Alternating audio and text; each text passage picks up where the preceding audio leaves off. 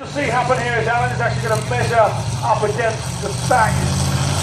He cleared the whole jump on the last run. Let's cheer him on, hoping he can do the same here. Now we have to count him down and give him the signal to move.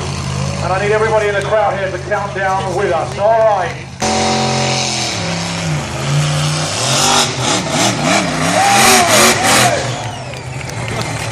Wow, that's the biggest jump I've seen over the weekend so far. He is raring to go here with Sling Shot. What an absolute sensational first jump.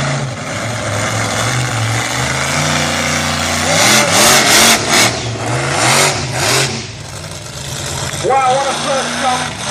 Let's see if he can bring more power for a bigger clearance on the next one.